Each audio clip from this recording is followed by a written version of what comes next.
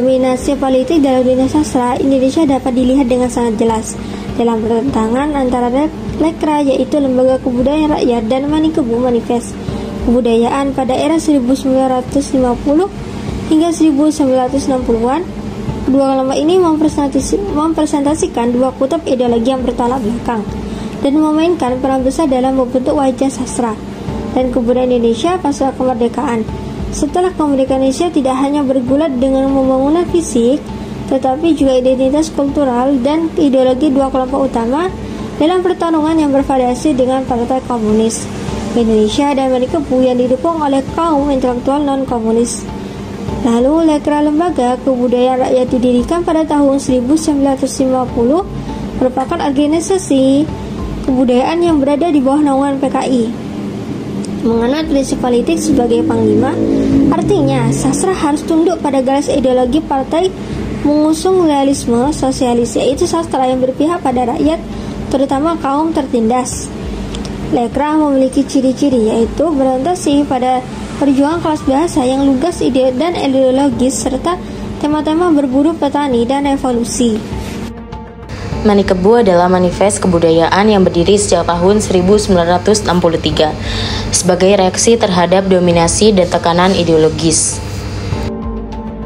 yang memiliki slogan melawan Lekra, yaitu politik sebagai panglima Manikebu menolak politisasi seni. Ciri-ciri karya Manikebu yang pertama, mengedepankan kebebasan individu dan eksplorasi estetik lebih plural dalam tema dan gaya menolak doktrin tunggal dalam seni. Pada pertentangan ini terdapat dampak yang pertama.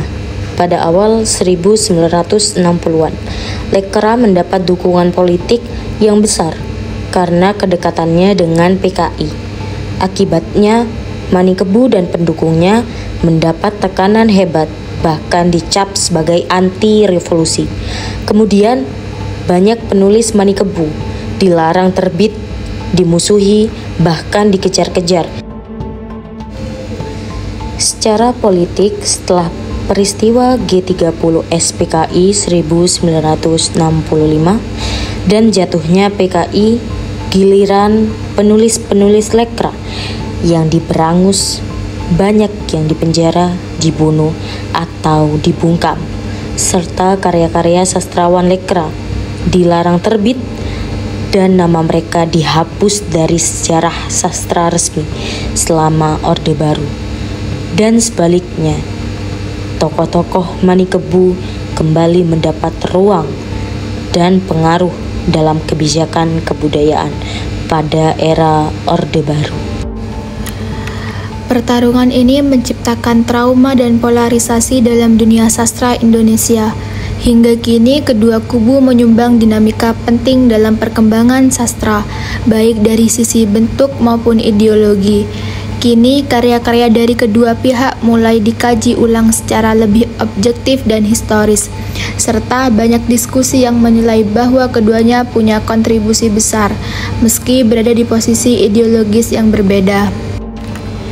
Kesimpulannya adalah pertarungan Lekra vs Manikebu adalah simbol bagaimana politik dapat menghegemoni sastra, bahkan menjadikan alat ideologis. Di sisi lain, sastra menjadi alat perjuangan.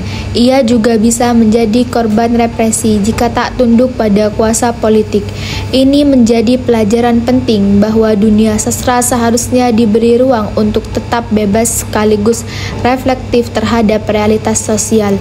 Pertentangan antara Lekra vs Manikebu bukan sekedar konflik antar kelompok sastrawan, tetapi merupakan cerminan dari pertarungan ideologi nasional antara sosialisme, komunisme, dan liberalisme humanisme.